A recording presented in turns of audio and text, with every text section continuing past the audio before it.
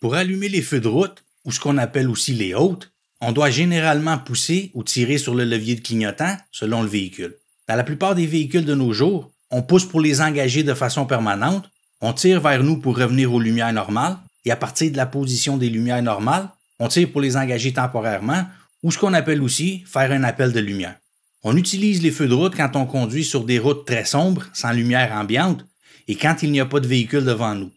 Ça nous aide à mieux voir la route, à voir les panneaux de signalisation de plus loin, et à mieux voir les yeux des animaux si jamais on en croise. On ne doit pas utiliser les feux de route lorsqu'il y a beaucoup de lumière ambiante.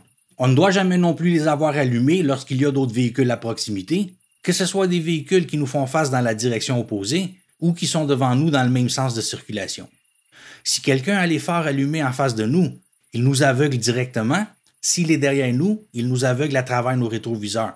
Donc si on est sur nos feux de route et qu'on voit un véhicule s'approcher, on passe aux lumières normales, ou ce qu'on appelle aussi les feux de croisement, à une certaine distance. Et cette distance exacte varie selon l'endroit où vous conduisez, alors consultez vos lois locales pour ça, mais disons que visuellement, on peut passer au normal quand on voit le véhicule plus ou moins comme ça. Même chose lorsqu'on suit un véhicule, on passe au normal quand on le voit plus ou moins comme ça. Si un véhicule nous dépasse pendant que nos hautes sont allumées, on passe au normal pendant qu'il nous dépasse, afin de ne pas l'aveugler quand il sera devant nous. Si on approche d'une courbe, on les éteint dès que l'on voit la lueur des lumières du véhicule devant. Si quelqu'un devant nous nous aveugle, on peut regarder le côté de la route pour nous guider. S'il y a une ligne blanche, encore mieux, on l'utilise comme guide, ce qui est particulièrement utile dans les courbes. Vous avez peut-être vu ce petit levier dans certaines de mes autres vidéos. Si quelqu'un derrière nous nous aveugle, on peut tirer ce levier vers nous. On ne sera alors plus aveuglé, mais on va quand même voir ce qui se passe derrière. Pour cette raison, on ne doit pas ajuster notre miroir avec ce levier tiré vers nous. On s'assure que le levier est vers l'arrière avant d'ajuster le rétroviseur. Si on voit des gens nous faire signe de lumière la nuit, c'est probablement parce que nos feux de route sont allumés et qu'on est en train de les aveugler.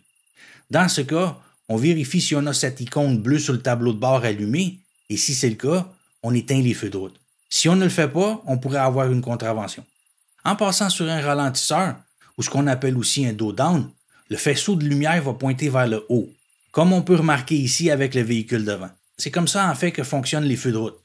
En les allumant, on change l'angle du faisceau de lumière. Quand l'interrupteur est à la position normale, le faisceau est dirigé vers le bas et dans la position des feux de route, il pointe vers le haut, tout comme l'indiquent les icônes pour chaque position. Et c'est aussi ce qui se produit quand on passe sur un ralentisseur.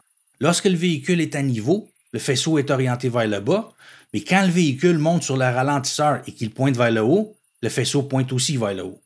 Donc quand une voiture qui nous suit derrière monte sur un ralentisseur, on a l'impression qu'elle nous fait un appel de lumière parce que c'est ce qu'on voit dans notre rétroviseur.